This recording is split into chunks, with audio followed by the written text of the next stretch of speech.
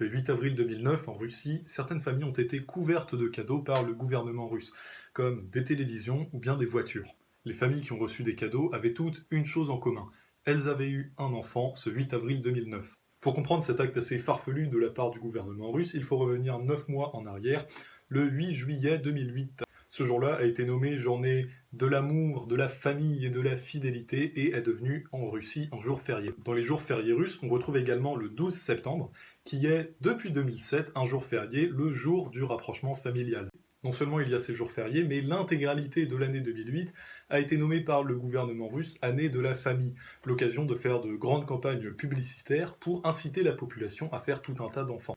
Alors, le 8 juillet, en Russie, qui est donc le jour férié pour la famille, c'est une fête qui a des origines religieuses, mais c'est quand même pour la Russie l'occasion de lancer des campagnes pour augmenter sa population. Ces politiques menées par un pays qui vise à accroître la population sont nommées des politiques natalistes.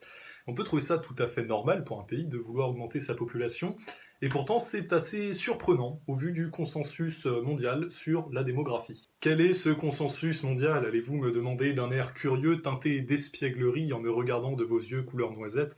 Eh bien je vais vous répondre. Au cours du XXe siècle, il y a eu toute une tripotée de sommets sur la démographie, dont un qui a été organisé par l'ONU en 1994 au Caire. Et les conclusions qui ont été prises durant ce sommet représentent plus ou moins le consensus plus ou moins mondial sur les problématiques liées à la population. Ce sommet au Caire, c'était pas n'importe quoi, 182 pays y étaient représentés, et il y avait plus de 1250 ONG présentes.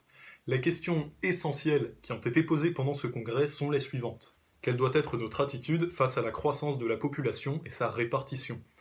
Comment réduire la mortalité maternelle et infantile? Ou encore, quels sont les liens entre population, croissance économique et développement durable? Pour faire simple, les conclusions ont été les suivantes. Il faut s'attacher à réduire la mortalité infantile et les morts précoces, notamment en améliorant les conditions sanitaires dans certains pays, mais il faut également lutter contre une augmentation trop importante de la population, notamment par la démocratisation des moyens de contraception. Alors les pays qui sont principalement concernés, ce sont les pays en voie de développement. D'une part parce que dans ces pays, l'espérance de vie n'est pas forcément très élevée, les conditions sanitaires ne sont pas excellentes comparées aux autres pays, c'est là que des problèmes d'hygiène, de maladies font des ravages chaque année. Et parallèlement à ça, eh ben, c'est dans ces pays que le taux de croissance de la population est le plus élevé, et puis que l'âge moyen de la population est le plus jeune. Nous sommes aujourd'hui 7,7 milliards d'humains sur Terre, certaines ressources non renouvelables commencent à manquer, et on fait de plus en plus face à des problématiques liées à la pollution. Dans un tel contexte, on peut trouver étrange que des pays comme la Russie, mais il y en a plein d'autres, aient envie d'augmenter leur population. Et donc, pour mieux comprendre quelles sont les raisons qui poussent à faire des politiques natalistes, quels sont les moyens mis en place et quelle est leur efficacité, je vous propose aujourd'hui un petit tour du monde des politiques natalistes.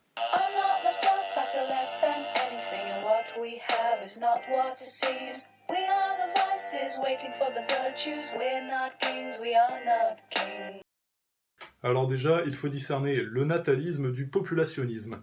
Le natalisme, ça vise à augmenter les naissances, tandis que le populationnisme, ça vise à augmenter la population. Quelle est la différence? Eh bien, la différence, c'est l'immigration, parce que l'immigration, c'est un moyen d'augmenter sa population sans augmenter ses naissances. Cependant, tous les pays qui souhaitent augmenter leur population ne vont pas forcément avoir recours à l'immigration. Ça peut être pour des raisons idéologiques, ou bien ça peut être tout simplement parce que personne n'a envie de venir dans leur pays. Et donc ces pays-là, qui ne peuvent pas compter sur l'immigration, eh bien, ils vont avoir recours à des politiques natalistes, et c'est ce sur quoi on va se pencher aujourd'hui. Donc les problématiques liées à l'immigration, on les met de côté.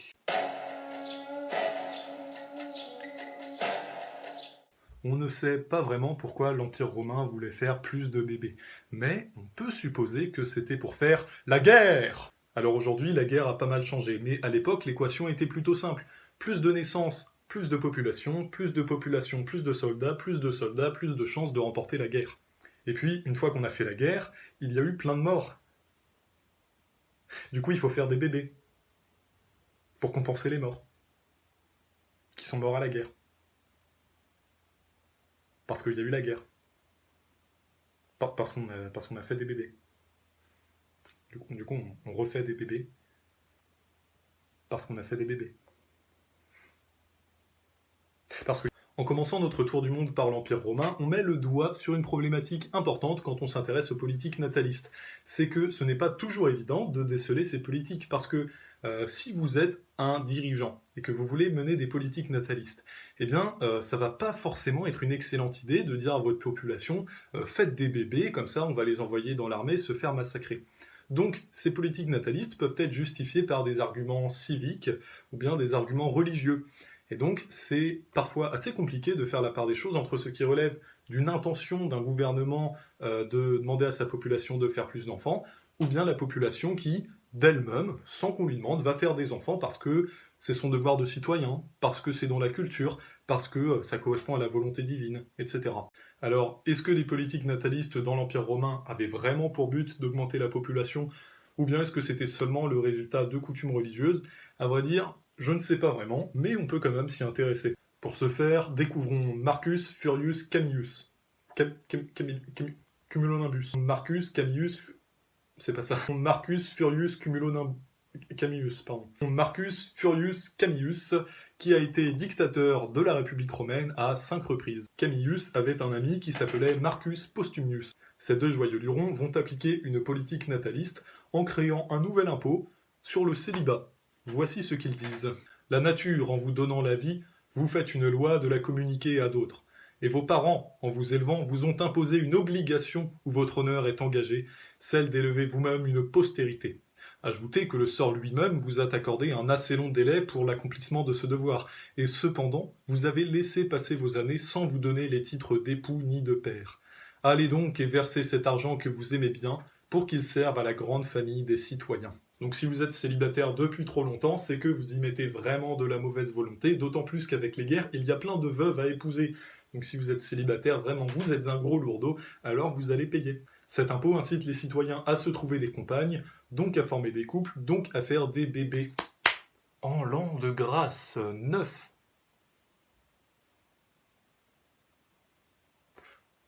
après Jésus-Christ, on assiste à une nouvelle politique nataliste dans l'Empire romain. Le très célèbre empereur Auguste va promulguer la Lex Papia Poppaeae, qui encourage le mariage et réprime l'adultère. Et puis, au passage, ça complexifie la procédure de divorce. Le natalisme passe par la valeur fondamentale de la famille pour que plus de couples se forment, moins de couples se séparent et plus d'enfants naissent. Tous les empires qui avaient pour volonté de s'étendre ont fait appel à des politiques natalistes. Ça sert pour faire la guerre, mais aussi pour peupler des colonies. D'ailleurs, on retrouve ça en France. La rivalité entre la France et l'Allemagne à la fin du 19e et dans la première moitié du 20e, ça a entraîné, des deux côtés de la frontière, des mouvements natalistes. Si vous le voulez bien, et vous n'avez pas le choix, je vous propose de quitter l'Empire romain pour s'attaquer à un autre type d'empire, les empires économiques.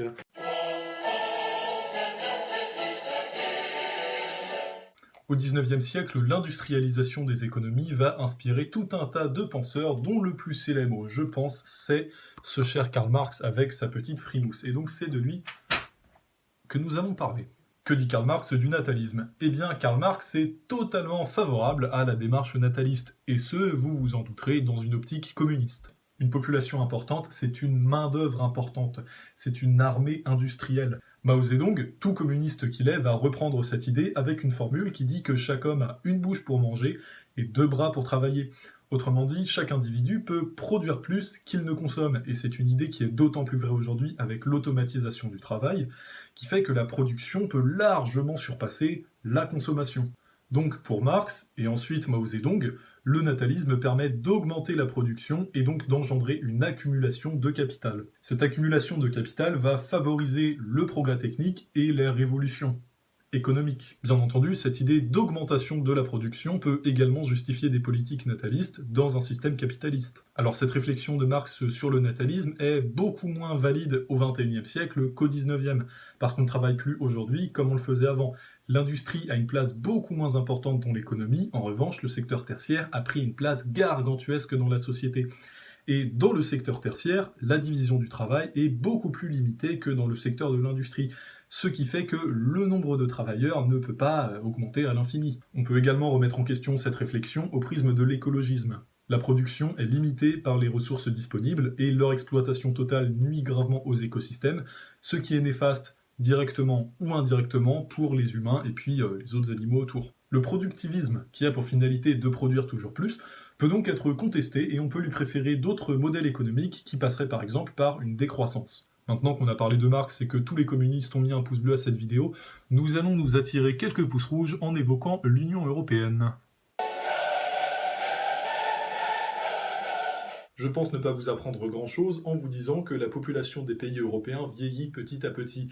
On se marie plus tard, on a des enfants plus tard, tout est en train de se décaler. Pour donner quelques chiffres, voyons voir où en était la France en 2016. La moyenne d'âge était de 41 ans, et la part de personnes âgées de plus de 65 ans dans la population était de 20%, alors que la moyenne mondiale à l'époque était de 8%.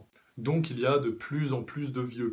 Et les vieux, c'est un enjeu géopolitique très important parce que les personnes âgées, pour la plupart, ne travaillent pas, consomment moins et il faut leur payer des retraites. En 2005, l'Union européenne s'est penchée sur la question avec le rapport Špidla, issu des travaux de Vladimir Špidla. Le verdict global à l'issue de ce rapport était plutôt simple. L'Union européenne se trouve confrontée à des bouleversements démographiques sans précédent, qui vont avoir des répercussions majeures sur la société tout entière. Le rapport conclut que, d'ici 2030, je rappelle qu'il a été fait en 2005, l'Union européenne va manquer de plus de 21 millions de travailleurs. Pour que la population augmente, il faut qu'à chaque génération, les parents fassent plus de 2 enfants, qui vont, en naissant, remplacer leurs parents qui vont crever. Si chaque couple fait précisément 2 enfants, eh bien la population va parfaitement stagner. Si elle fait moins de 2 enfants, eh bien ça va diminuer. Si par exemple toutes les familles font un seul enfant, eh bien, il va y avoir un enfant à la place de 2 parents, donc la population va diminuer. Et si au contraire chaque famille fait plus de 2 enfants, la population va augmenter. Pour que la population augmente, il faut donc que chaque fasse au minimum 2,1 enfants. Ce nombre d'enfants moyens par femme, c'est le taux de fécondité. Et bien en 2005, parmi tous les pays de l'Union européenne, le taux moyen de fécondité était de 1,5. Contrairement à ce qu'on peut penser, l'Union européenne ne mise pas uniquement sur l'immigration pour augmenter sa population, sinon je n'en parlerai pas puisqu'ici on se concentre seulement sur le natalisme. Le problème pour l'Union européenne, c'est que c'est très compliqué de faire des politiques natalistes, d'autant plus à notre époque où je pense qu'un impôt sur le célibat par exemple marcherait coup-ci coup-ça. Il ne s'agit pas seulement d'inciter les gens à faire des enfants, il faut aussi s'assurer que ce soit permis à tout le monde de faire des familles nombreuses, peu importe son niveau de vie. Parce que sinon, seuls les riches vont avoir beaucoup d'enfants, ce qui fait que les politiques natalistes auront un impact très léger. Les 2 priorités sont relativement simples sur le papier, mais elles peuvent être assez compliquées à mettre en place.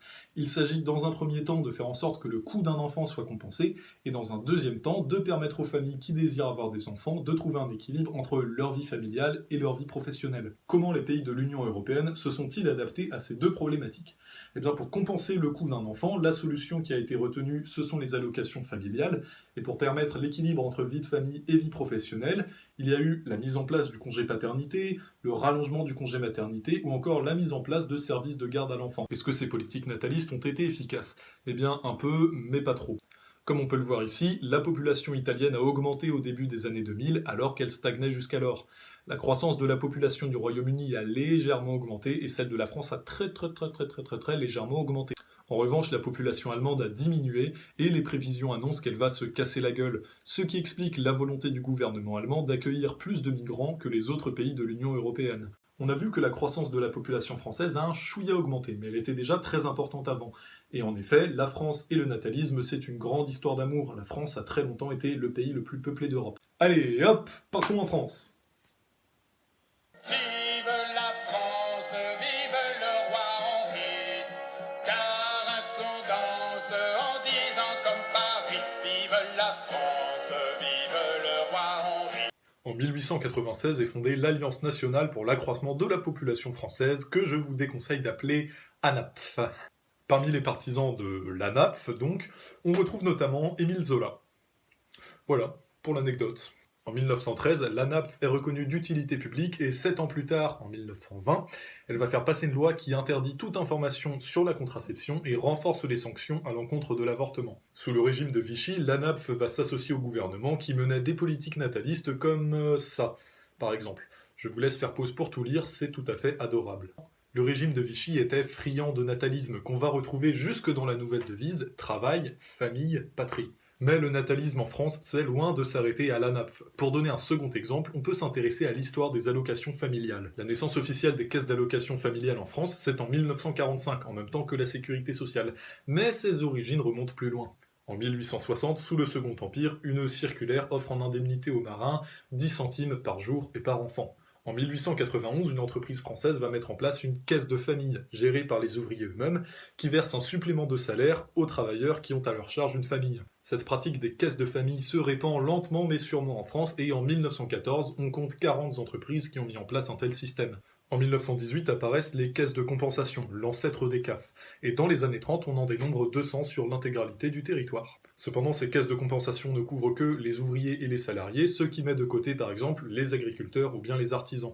En 1932, on inscrit dans le Code du travail l'obligation pour les employeurs de cotiser à une caisse de compensation. Cette loi va un petit peu pédaler dans la choucroute. En 1936, sur 6 millions de personnes qui devraient être couvertes par ces compensations, seul 1 million de travailleurs en touchent. 2 ans plus tard, c'est tout de suite mieux, c'est 5 400 000 personnes qui sont couvertes par ces compensations. En 1938 et 1939, ces compensations sont modernisées. Les agriculteurs et les artisans sont désormais concernés, les compensations sont supprimées pour les familles qui élèvent leurs enfants dans de mauvaises conditions, et des impôts sont redirigés vers ces compensations. On met également en place une prime à la naissance. Si un enfant naît dans les 2 ans qui suivent le mariage, pouf, de l'argent. Et si l'enfant survit jusqu'à ses 6 mois, pouf, encore de l'argent. Les compensations sont également augmentées. Par exemple, si vous avez 5 enfants ou plus, la compensation est de 70% le salaire moyen départemental. Le régime de Vichy va un peu pimper ces compensations, par exemple en les étendant aux chômeurs, aux malades, aux veuves, bah oui, il y a eu la guerre, et aux femmes de prisonniers. Cependant, si la France a toujours été très peuplée, ce n'est pas seulement grâce aux politiques natalistes, c'est aussi grâce au christianisme. Et en effet, les religions sont un facteur important de natalisme. Il y a eu certains courants antinatalistes au sein du christianisme, ce n'est pas une religion uniformément nataliste. Pour donner un exemple, il y a le gnosticisme, qui est un courant qu'on retrouve aussi dans le judaïsme, un courant selon lequel les humains sont des âmes coincées dans le monde matériel par une entité malveillante. Et donc face à ce problème, certains proposent comme solution d'arrêter de se reproduire. Une solution pas très nataliste friendly. Le gnosticisme a inspiré d'autres courants au sein du christianisme, comme les bogomiles ou bien les cathars. Donc le christianisme est une religion nataliste, mais pas entièrement. Dans le livre de la Genèse, on peut retrouver ces 2 extraits fondamentaux. Le premier, c'est Dieu qui dit à Noé « Croissez, multipliez et remplissez la terre ». Et puis on peut aussi lire « Soyez féconds, multipliez-vous, remplissez la terre ». Pour le dire autrement, faites des bébés. Le natalisme ne s'arrête pas au christianisme. Par exemple, dans l'islam, on encourage le mariage précoce et la polygamie. Ces arguments religieux sont à double tranchant. D'une part, ça incite naturellement les gens à faire des enfants, et d'autre part, ça peut servir de prétexte pour des politiques natalistes, d'une pierre deux coups.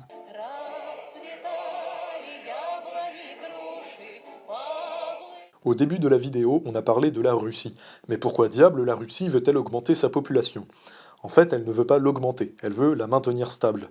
La population russe est en déclin. En fait, dans la plupart des pays, le record de population, eh bien, c'est leur population actuelle. Et à mesure que leur population augmente, leur record de population augmente en même temps. Pour le cas de la Russie, son record de population ne se situe pas dans le présent, mais dans le passé, ce qui n'est pas bon signe du tout pour la démographie d'un pays. Ce pic de population, c'était en 1991, avec environ 150 millions d'habitants.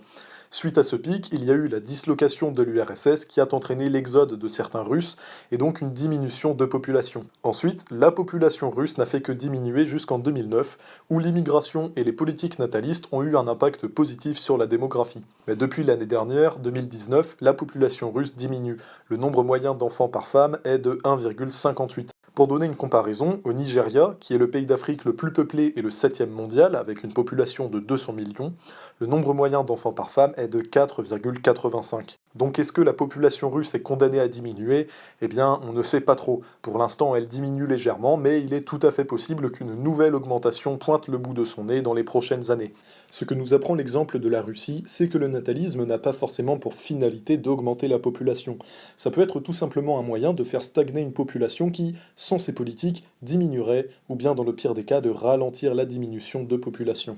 On a parlé de l'Empire romain, de Karl Marx, de l'Union européenne, de la France, de la Russie, des religions, mais nous n'avons pas encore abordé un point qui selon moi est essentiel pour comprendre l'intérêt du natalisme à notre époque.